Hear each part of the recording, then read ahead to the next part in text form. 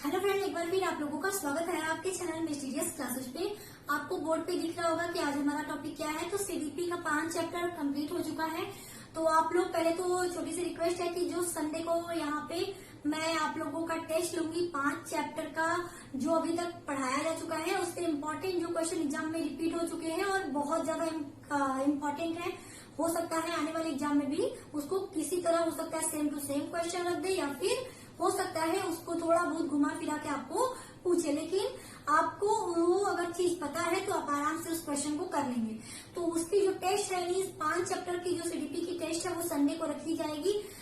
तो आप लोग उसको जरूर ज्वाइन करिएगा। अगर आप ये वीडियो देख रहे हैं तो आपको पता होना चाहिए कि हम आने वाले संडे की बात कर रहे हैं। आज हमारा जो डेट है वो है 29 अप्रैल। तो इस संडे आप लोग जरूर मिलिएगा। तो चलिए फिलहाल हम आज के टॉपिक की बात करते हैं। तो आज हमारा चैप्टर नंबर 6 है, जो कि है बाल केंद्रित शिक्षा और प्रगतिशील शिक्षा की अवधारणा। ठीक है, तो इस चैप्टर को हम 2 पार्ट में कवर करेंगे। और यहाँ पे मैं बता दूं, बहुत सारी चीजें होती हैं चैप्टर में पढ़ने के लिए, लेकिन आपको बहुत कहानियां किससे पढ़ने की जरूरत नहीं है। हम उन सॉलिड चीजों के बारे में बात करेंगे जो कि एग्जाम में ज्यादातर पूछे जाते हैं और इस चैप्टर के हिसाब से बहुत ज्यादा इम्पोर्टेंट है। तो पार्ट 1 जो है वो हमारा हम बाल केंद्रित शिक्षा और प्रगतिशील शिक्षा के बारे में बात करेंगे। और पार्ट 2 में इसके हम प्राथमिक शिक्षा जो उसके अंतर्गत जो स्कीम है, जैसे भोजन मध्याह्न स्कीम हो गया आपके, यानी कुछ इम्पोर्टेंट स्कीम्स जो है उसके बारे में हम बात करेंगे। तो फिलहाल चलिए आज की वीडियो की शुरुआत करते हैं। वीडियो पसंद आए तो आपको पता है क्या करना है, वीडियो को लाइक करना है, शेयर करना है अपने दोस्तों के साथ चैनल को, और चैनल को सब्सक्राइब अगर अभी तक आपने नहीं किया तो चैनल को आप लोग प्लीज सब्सक्राइब भी कर लें। तो चलिए फिलहाल देखते हैं अपना आज का ये चैप्टर।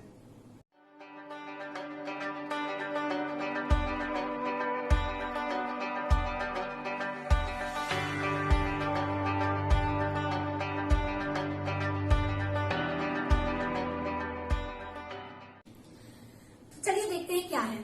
ठीक है, ध्यान दीजिएगा, इसमें जो चीजें मैं बोलूंगी उस पर भी आप लोग फोकस करिएगा कि क्या चीजें कही जा रही हैं। ठीक है, कुछ पॉइंट मैंने लिखे हुए हैं इसलिए ताकि आप लोग नोट्स अगर बना रहे हैं तो आप आराम से उस चीज को लिख सके, क्योंकि हो सकता है कि आप लोगों का कुछ चीज अगर बोलते टाइम छूट जाता है तो वो मैं बोर्ड पेज पे भी लिख देती हूँ कि आपको अच्छे से वो क्लियर भी रहे वो पॉइंट हम आखिर हमने कहा क्या था।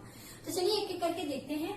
तो हम इसमें मैंने कहा था कि इस पार्ट में, यानी ये हमारा क्या है, ये हमारा है पार्ट 1, इस चैप्टर का पार्ट 1, जिसमें कि हम इन 2 इम्पोर्टेंट टॉपिक के बारे में बात करेंगे। और यकीन मानिए जो क्वेश्चन अगर इन दोनों से पूछेगा तो इसी में से घुमा फिरा के ही क्वेश्चन वो ज्यादातर पूछते हैं।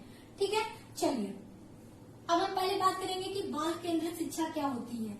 तो बाल केंद्रित में अगर आप देखें तो 2 वर्ड है, बाल और केंद्रित। फिर हमारा 3rd वर्ड है शिक्षा, यानी शिक्षा किस पे केंद्रित है, बाल में बच्चों पे केंद्रित है। अब पहले अगर जैसे इसको आप लोग समझिए कि इसका मतलब क्या है। बाल केंद्रित शिक्षा अगर आप समझ जाएंगे तो आप आराम से सारी चीजें अच्छे से जान जाएंगे, चाहे ये चाहे हमारा प्रगतिशील शिक्षा, दोनों कहीं ना कहीं सेम टू सेम है। तो बाल केंद्रित शिक्षा का मतलब ये, जैसे अगर हम मान लें, अगर जैसे आप लोग प्रीवियस अगर कक्षाओं में कभी गणित जैसे पढ़ा होगा, हम गणित का एग्जाम्पल लेते हैं। अगर कक्षा में हमारे अध्यापक आता है, वो गणित के सवालों को क्या करता है, वो गणित के सवालों को सारा ब्लैक बोर्ड पे क्वेश्चन और आंसर सारा लिखता चला जाए। आपको बस कहा जाए आप छाप लो उसको और पढ़ लो। ठीक है, तो वो जो प्रोसेस है वो क्या है, वो केवल अध्यापक केंद्रित रह गया, यानी बच्चे से कोई मतलब नहीं था। शिक्षक आया, अपना काम किया, खुद क्वेश्चन किया, खुद आंसर किया, करके वो चला गया। बच्चों से कोई मतलब नहीं कि बच्चों को समझ में आया नहीं आया, कितने बच्चों को समझ में आ गया और बच्चों को कहाँ कहाँ प्रॉब्लम हुई उस क्वेश्चन में, उसने कुछ नहीं जाना। तो वो जो शिक्षा है वो कैसे शिक्षा है, वो कहीं ना कहीं पूरी तरह अध्यापक केंद्रित हो गई, बाल केंद्रित नहीं है। अगर अध्यापक ये करता, अध्यापक आता, एक क्वेश्चन का पैटर्न जो है वो एग्जाम्पल के तौर पे बच्चों को बताता कि इस क्वेश्चन को इस तरह किया जाता है। ठीक है, फिर वो क्वेश्चन उस पर देता और बच्चों से कहता आप इसको करिए, और उसके पैटर्न के बाद बताने के बाद हो सकता है कुछ बच्चे कर ले, कुछ बच्चे उस क्वेश्चन को ना कर पाए। तो जो नहीं कर पाते उनके पास भी वो जाए और उनसे पूछे आपको क्या प्रॉब्लम है, वो अपनी प्रॉब्लम बताए, तो उनके प्रॉब्लम में आप सहयोग दें, शिक्षक वो सहयोग दे उन बच्चों को जिससे उस प्रॉब्लम को अभी भी समझ में नहीं आया। उसके बाद अच्छे से बताने के बाद अगर वो बच्चा उस तरह के क्वेश्चन को कर लेता है, तो यहाँ पर जो शिक्षा का तरीका है वो कहीं ना कहीं बाल केंद्रित है, यानी शिक्षक ने यहाँ पर केवल सहयोगात्मक एक दृष्टिकोण रखा बच्चों के समक्ष अपना, और बच्चे यानी एक तरह से वो उन्हें अनुदेशन दे रहा है, दिशा मार्ग प्रशस्त करा रहा है, उन्हें दिशा दिखाने की कोशिश कर रहा है कि आप लोग इस तरह से करिए। बच्चे क्या कर रहे हैं, खुद वो चीज अब कर ले रहे हैं और प्रत्येक बच्चे पर ध्यान दिया जा रहा है। तो ये जो शिक्षा होती है इसी को हम कहते हैं बाल केंद्रित शिक्षा, यानी शिक्षा का जो माध्यम हो किस पर केंद्रित हो, वो बच्चों पर केंद्रित हो। ठीक है, बस यही है इस पूरे चैप्टर में, यानी पूरी जो शिक्षा प्रणाली है वो कहीं न कहीं बच्चों के ऊपर रहेगी, और इसी बच्चों के ऊपर जो शिक्षा प्रणाली है वो पूरा चीज हमको पढ़ना है इस चैप्टर में। तो आपको ये जब पता चल गया कि इसमें आखिर करना क्या है, आखिर होता क्या है बाल केंद्रित शिक्षा, तो आप इस चैप्टर को और अच्छे से समझ लेंगे। तो चलिए अब हम एक करके चलते हैं। उम्मीद करती हूँ कि आपको बाल केंद्रित शिक्षा का मतलब पता चल गया होगा। चलिए अब हम देख लेते हैं कुछ इम्पोर्टेंट पॉइंट जो कि एग्जाम में ज्यादातर आपसे पूछ सकता है कि ये जो बाल केंद्रित शिक्षा होती है इसमें बच्चों के सर्वांगीण विकास पर जोर दिया जाता है। ठीक है, सर्वांगीण में सब विकास, यानी हर तरह से उनका विकास, उनका मानसिक विकास सही से हो रहा है कि नहीं, मंद बुद्धि का बालक है या समान बुद्धि का बालक, यानी हर तरह से, यानी सर्वांगीण तरीके से यानी सर्वांगीण विकास पर बाल केंद्रित शिक्षा का जोर होता है कि उनका शारीरिक विकास अच्छे से हो रहा है कि नहीं, सर्वांगीण विकास अच्छे से हो रहा है कि मतलब उनका मानसिक विकास अच्छे से हो रहा है या नहीं, शारीरिक विकास अच्छे से हो रहा है या नहीं, यानी इन सब सारी चीजों का ध्यान रखा जाता है। यानी बच्चों के सर्वांगीण विकास पर बल दिया जाता है बाल केंद्रित शिक्षा के अंतर्गत। का सामाजिक विकास हो रहा है कि नहीं, क्योंकि वो कक्षा में रहते हैं तो बहुत सारे बच्चे रहते हैं, वो एक सामाजिक दायरे से घिरे रहते हैं, तो हर तरह से उनका विकास हो, इस शिक्षा में इस बात का जो है जोर दिया गया है। तो ये हमारा पॉइंट हो गया कि बालकों के सर्वांगीण विकास पर जोर दिया गया है बाल केंद्रित शिक्षा के अंतर्गत। ठीक है, पहला पॉइंट। दूसरा पॉइंट है हस्तपरक गतिविधियों पर बल। हस्तपरक, जैसे बच्चों को कुछ सिखा दिया गया कि बच्चों आप लोग कर लो, टीचर ने बता दिया, बच्चों को वो एक्टिविटी करने ही नहीं दिया गया, बस उन्हें बता दिया कि आप इस तरह से कर लेना, तो वो हस्तपरक गतिविधियां नहीं होती। जब बच्चा खुद से वो चीज करने लगता है तो वो हस्तपरक गतिविधियों के अंतर्गत आता है।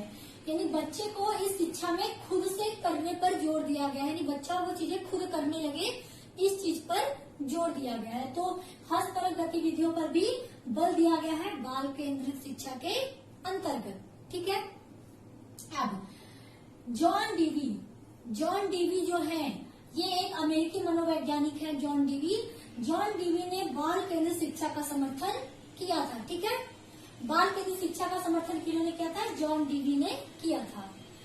अब अगला है इनके द्वारा, यानी जॉन डीवी के द्वारा। ठीक है, इनके का मतलब जॉन डीवी के द्वारा। जॉन डीवी के द्वारा समर्थित है एक लैब विद्यालय। ठीक है, जॉन डीवी द्वारा एक समर्थित लैब विद्यालय है जो कि किसका एग्जाम्पल है, जो है एग्जाम्पल प्रगतिशील विद्यालय का उदाहरण। लैब विद्यालय प्रगतिशील विद्यालय का उदाहरण है। ये बहुत इम्पोर्टेंट है, ये एग्जाम में पूछ चुका है, इसलिए आप लोग इसको जरूर ध्यान दीजिएगा। ये पूछता है कि ये भी पूछ सकता है कि लैब विद्यालय किसके द्वारा समर्थित है, तो आप बताएंगे जॉन डीवी के द्वारा। ये भी पूछ सकता है कि लैब विद्यालय किसका उदाहरण है, तो लैब विद्यालय प्रगतिशील विद्यालय का उदाहरण है। ठीक, चलो ये बहुत इंपॉर्टेंट था, इसलिए हमने इसको बता दिया। एक ये भी इम्पोर्टेंट है। ठीक है, इसको आप लोग जानते रहिएगा।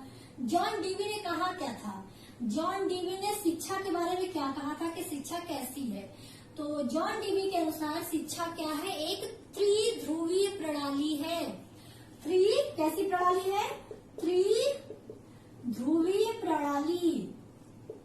अब त्रिध्रुवी का मतलब जिसमें कि 3 ध्रुव होते हैं, यानी 3 पोल होते हैं एक तरह का, तो त्रिध्रुवी मतलब आप ट्रायंगल बना लीजिए, हमने बता दिया त्रिध्रुवी है।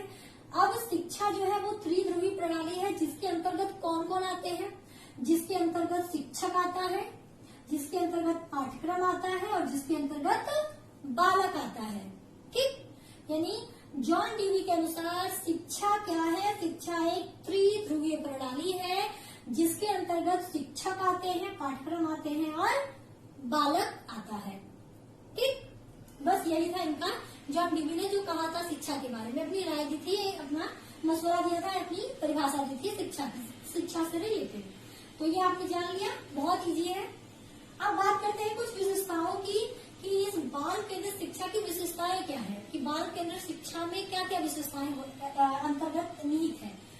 तो कहीं न कहीं जो बाल केंद्रित शिक्षा है वो पूरी तरह किस पर डिपेंड करती है, बाल मनोविज्ञान पे। ठीक है, जो बाल केंद्रित शिक्षा है वो पूरी तरह बाल मनोविज्ञान पे ही आधारित है, कि बाल केंद्रित शिक्षा के लिए बाल मनोविज्ञान का जानना बहुत ज्यादा जरूरी है, यानी बच्चों के मनोविज्ञान को जानना, कि बच्चे क्या सोचते हैं, बच्चों से हमें किस तरह उनके सामने हमने अपनी बात रखनी चाहिए, उनके बारे में हमें किस तरह से उनकी भावनाओं को समझना चाहिए, उनके माइंड जो उनका बुद्धि लब्धि है उसको ही समझना चाहिए, उसी के अनुरूप उन्हें शिक्षा देनी चाहिए।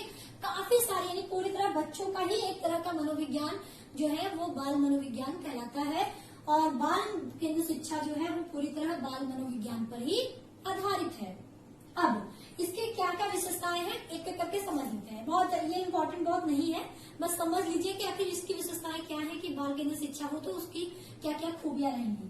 तो एक है कि बालकों को समझना। तो बाल केंद्रित शिक्षा के अंतर्गत बाल मनोविज्ञान के आधार पर हम बालकों के जो थॉट्स है उनको हम समझते हैं, क्योंकि आपको पता है कि सारे बच्चों की जो बुद्धि लब्धि है, यानी बुद्धि बौद्धिक क्षमता है वो समान नहीं होती। कुछ चीजें जो है बच्चे बहुत जल्दी कैप्चर कर लेते हैं, कुछ बच्चे जो होते हैं उसी चीज को उन्हें सीखने में थोड़ा वक्त लगता है। तो क्या है, तो अलग अलग माइंड सेट है उनका, अलग अलग उनकी बौद्धिक क्षमता है। अर्थात जो बाल केंद्रित शिक्षा है उसमें हम बाल मनोविज्ञान के माध्यम से हम बालकों को समझते हैं कि उनकी बौद्धिक क्षमता क्या है, कौन सा बच्चा किस तरह उसकी कुछ बच्चों का इंटरेस्ट अलग अलग होता है, तो ये भी समझा जाता है कि किस बच्चे का किस में इंटरेस्ट है, बच्चों की बौद्धिक क्षमताएं क्या है, उसी के अनुरूप उसकी रुचि क्या है, यानी बच्चों को हम इसमें समझते हैं बाल केंद्रित शिक्षा में। दूसरा पॉइंट है पाठ्यक्रम। हमें पाठ्यक्रम जो है ऐसा नहीं कि कुछ भी रखना चाहिए, हमको पाठ्यक्रम उस हिसाब से रखना चाहिए जिस तरह का उस टाइम समाज में जो जरूरत है, उस टाइम जिस तरह के पाठ्यक्रम की बच्चों के हिसाब से पाठ्यक्रम को निर्धारित करना चाहिए, समाज के हिसाब से पाठ्यक्रम को निर्धारित करना चाहिए। इसके लिए कौन मदद करता है, इसके लिए बाल मनोविज्ञान ही मदद करता है।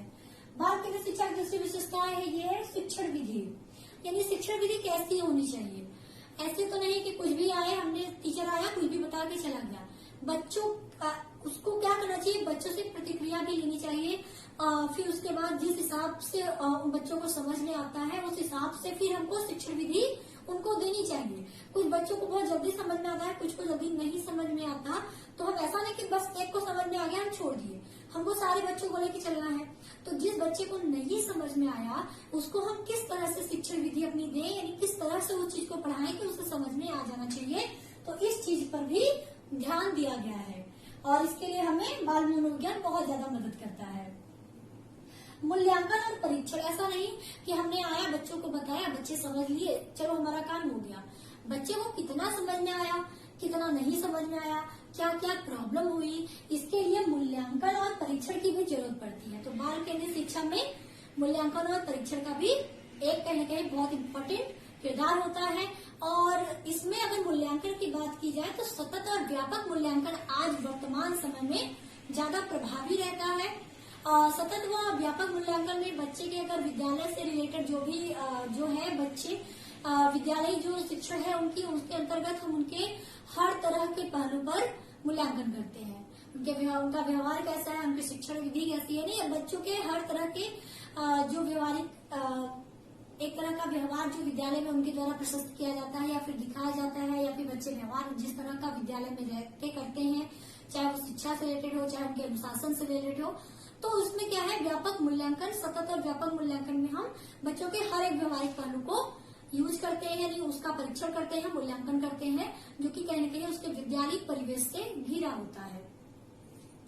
तो सतत और व्यापक मूल्यांकन हम अधिगम में मूल्यांकन जो चैप्टर करेंगे उसमें हम उसको और डिटेल में जानेंगे, इसमें बहुत ज्यादा डिटेल में नहीं जानना है अभी।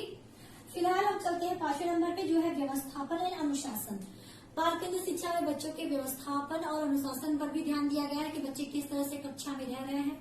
कुछ बच्चे जो होते हैं बहुत चंचल होते हैं लेकिन उनमें कुछ खूबियां होती है, तो ऐसा नहीं कि हम देखें बहुत शरारती है तो उन्हें डांट के बैठा दें। अगर उसमें कुछ अच्छी क्वालिटी है तो हमें क्या टीचर को क्या करना चाहिए, टीचर को कुछ मदद भी करनी चाहिए। अगर उसके में कुछ खूबियां हैं तो उसको को और बेहतर कर सके। तो इस चीज पर भी ध्यान देना चाहिए।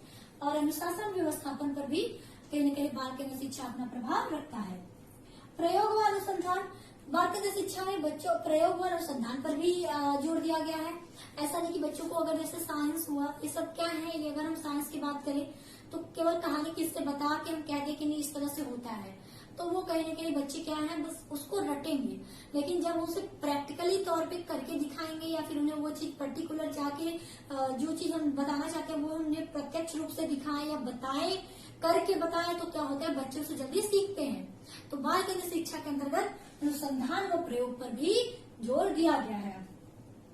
और बच्चों के समस्याओं का समाधान, निदान और निराकरण भी बाल केंद्रित शिक्षा के अंतर्गत किया जाता है। क्योंकि बच्चे अगर बच्चों को कहीं प्रॉब्लम है तो बच्चे उसे बताएं और शिक्षक क्या करे उनके प्रॉब्लम को उनके समस्याओं को सॉल्व करने में मदद करे या उनके समस्याओं को समझाने में उन्हें और उसको दूर करने में बच्चों की मदद करे। इस चीज पर भी बाल केंद्रित शिक्षा में का जोर दिया गया है।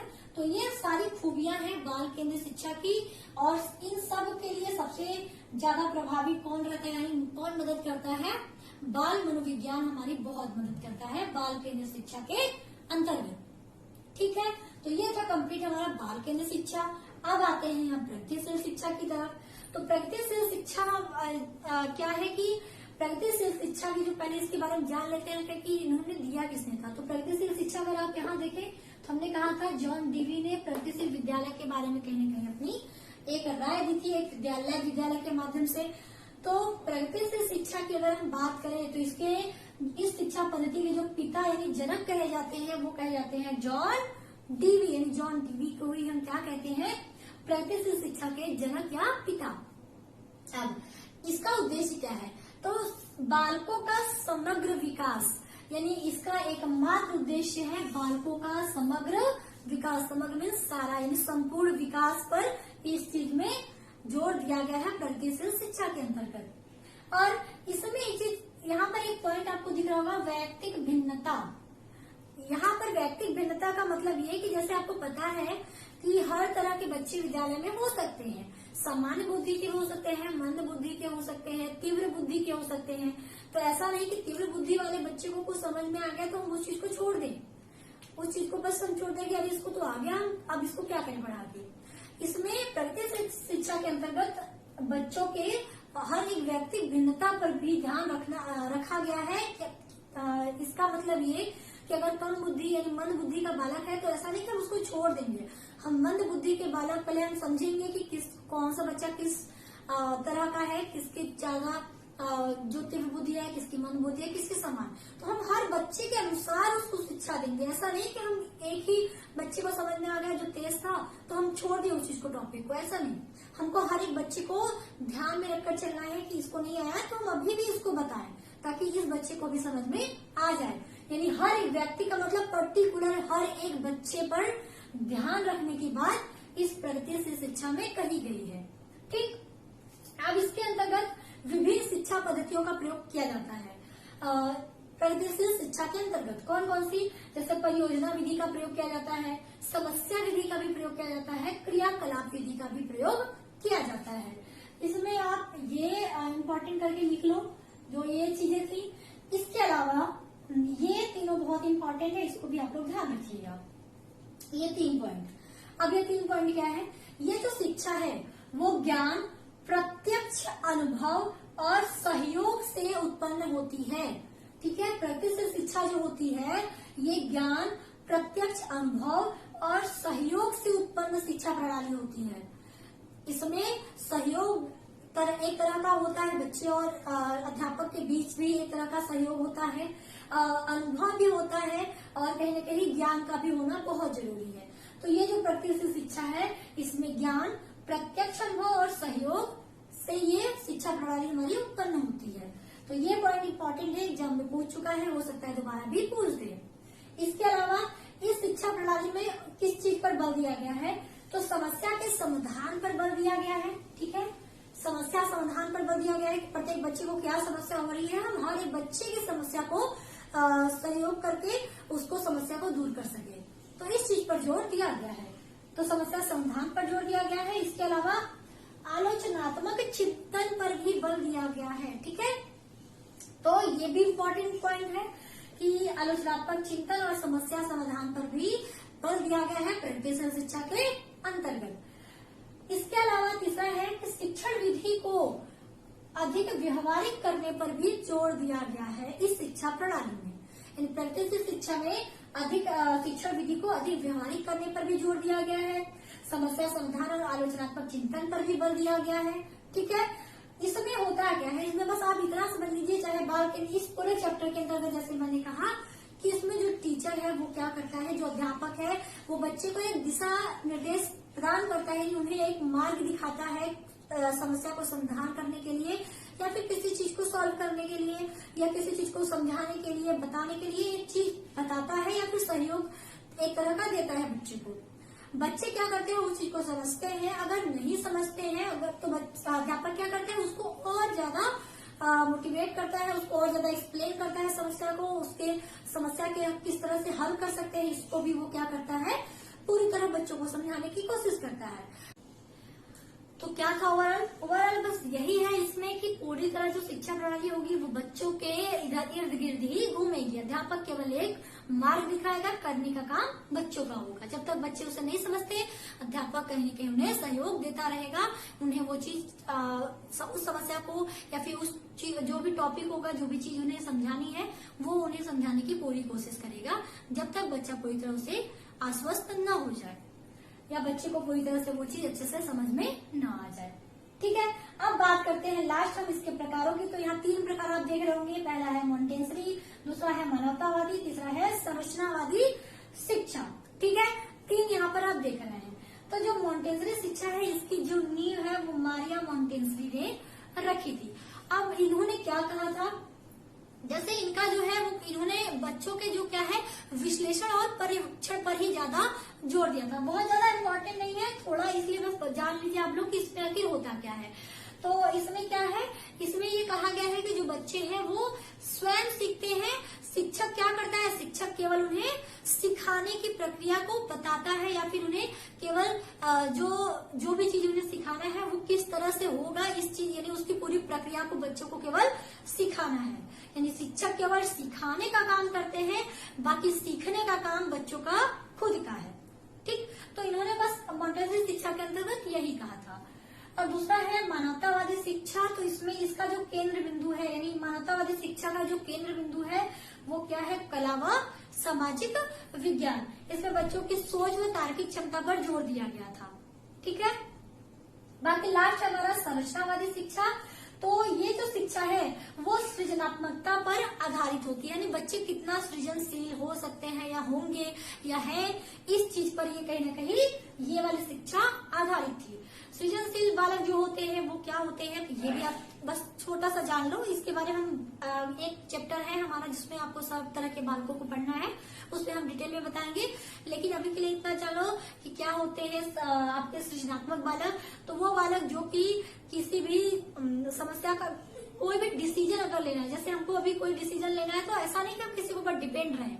जो बच्चे खुद किसी समस्या के समाधान का निर्णय लेने में या फिर किसी चीज का डिसीजन लेने में क्या है, प्रत्यक्ष रूप से खुद ही पूरी तरह संपूर्ण है, समर्थ है उस चीज का एक तरह का निर्णय लेने में, ऐसा नहीं कि किसी के ऊपर आश्रित है। और उनका माइंड जो है वो भी तीव्र होता है, वो बहुत ज्यादा उत्सुक नेचर के होते हैं कि ये चीज कैसे हुआ, क्या कब हुआ, क्यों हुआ, यानी उत्सुकता का भी नेचर उनमें होता है और निर्णय लेने की क्षमता भी उनके अंदर होती है। तो यही है सृजनात्मक बालक की पहचान। तो ये आपने देख लिया हमारा तीनों शिक्षा क्या है, छोटा छोटा बस बता दिया आपको। इसकी नियम मारिया मॉन्टेसरी ने रखी थी। इसमें क्या था, इसमें शिक्षक इन्होंने कहा था कि शिक्षक केवल सिखाने का प्रक्रिया का काम करते हैं, जबकि सीखने का काम बच्चे का स्वयं खुद का होता है। इसमें केवल इन्होंने ये कहा था कि जो केंद्र बिंदु है वो कला और सामाजिक विज्ञान है। इसमें जो है वो कहीं न कहीं बच्चों के आलोचनात्मक सोच और तार्किक कौशल को विकसित करने की बात कही गई है। और संरचनावादी में सृजनात्मकता पर आधारित शिक्षा प्रणाली की बात की गई है, यानी कि बालक जो है वो कहीं न कहीं बालकों की जो शिक्षा है वो सृजनात्मकता पर आधारित होती है। अब बात करते हैं इस प्रगतिशील शिक्षा का महत्व क्या है। तो इसमें बालकों की शक्तियों का विकास होता है। सिंपल सी बात है कि जब पूरी शिक्षा जो है वो बच्चों के इर्द गिर्द घूमेगी तो बच्चों का जो विकास शक्ति है, यानी बच्चों की मानसिक शक्ति जो है वो कहीं न कहीं तीव्र होगी, बढ़ेगी, बच्चे समझेंगे। तो बालकों की शक्तियों का विकास होना तय है। इसके अलावा सामाजिक विकास का भी जो है वो अवसर मिलता है। बच्चे कहीं न कहीं जब प्रैक्टिस शिक्षा के अंतर्गत बच्चों के सर्वांगीण विकास पर जोर दिया गया है। बच्चे स्वयं से करके स्वयं से सीखे। और जब हम बच्चों को शिक्षा देते हैं तो बच्चों को हम ये भी कहते हैं कि किसी के साथ भेदभाव न रखें, ठीक है। कक्षा में हर तरह के लोग, हर तरह के बच्चे रखे, किसी से कोई भेदभाव नहीं, जात पात का भेदभाव नहीं, उच्च नीच का भेदभाव नहीं, ठीक है, अमीर गरीब का भेदभाव नहीं। तो कहीं न कहीं एक तरह का सामाजिक विकास भी बच्चों में होता है। तो जनतांत्रिक मूल्य का भी विकास होता है, सहयोग की भावना होती है बच्चों में। हम प्रैक्टिस शिक्षा के अंतर्गत बच्चों को इस तरह बनाते हैं, उन्हें इस तरह की शिक्षा देते हैं कि वो क्या करें, वो दूसरों की मदद करने के लिए भी उत्सुक रहे, दूसरों की मदद भी करना सीखे। तो वहाँ पे जनतांत्रिक जो मूल्य है, यानी लोगों के साथ रहने के जो मूल्य है, यानी कि एक तरह का सहयोग जो है वो जनतांत्रिक मूल्यों के अंतर्गत आता है, तो उसका भी विकास होता है प्रैक्टिस शिक्षा के अंतर्गत। इसके अलावा अनुशासन का भी विकास होता है कि बच्चों को किस तरह से रहना चाहिए। उन्हें अनुशासन से रिलेटेड भी जो शिक्षाएं होती हैं वो भी प्रैक्टिस शिक्षा के अंतर्गत दिया जाता है। तो ये था। इसके अलावा कुछ सिद्धांत है, वो सिद्धांत इम्पोर्टेंट नहीं है, इसलिए आप उसको जाने दीजिए। केवल जो इम्पोर्टेंट था मैंने बता दिया, ये 3 चीजें इम्पोर्टेंट है, ये पॉइंट इम्पोर्टेंट है, इधर से ये पॉइंट इम्पोर्टेंट है, ये पॉइंट इम्पोर्टेंट है। इसके अलावा ये हमारा एक चीज यहाँ पे देखिएगा, मैंने यहाँ पे लिखा है वैयक्तिक और सामूहिक दोनों रूप से सीखना, ठीक है, किसके अंतर्गत, बाल केंद्रित शिक्षा के अंतर्गत। तो ये बहुत ज्यादा इम्पोर्टेंट है, इसको भी आप लोग लिख लीजिएगा कि बाल केंद्रित शिक्षा, क्योंकि सर्वांगीण विकास जो है बच्चों के हर तरह के विकास की बात की गई है। तो बच्चों का जो विकास है वो वैयक्तिक रूप से भी होता है और सामूहिक रूप से भी होता है। यानी बच्चा जो है वो व्यक्तिगत यानी खुद से भी कुछ चीजें सीख सकता है और कुछ चीजें वो समूह में भी सीख सकता है, सामूहिक रूप से भी सीख सकता है। इसलिए व्यक्तिगत और सामूहिक रूप से भी बच्चा सीखता है, किसके अंतर्गत, बाल केंद्रित शिक्षा के अंतर्गत। तो ये था कंप्लीट हमारा पॉइंट, जो जो इम्पोर्टेंट था वो हमने बता दिया। उम्मीद करती हूँ कि आपको सारा अभी तक समझ में आ गया होगा। अगर समझ में आया तो आपको पता है क्या करना है, वीडियो को लाइक करना है, शेयर करना है, चैनल को सब्सक्राइब करना है।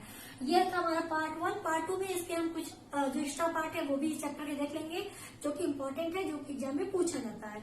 तो अभी के लिए बस इतना रहा। Thank you so much video को देखने के लिए। मिलती हूँ आपके साथ इसके पार्ट 2 में। तब तक के लिए आप लोग अपना ख्याल रखिए। टेक केयर, बाय बाय, जय हिंद।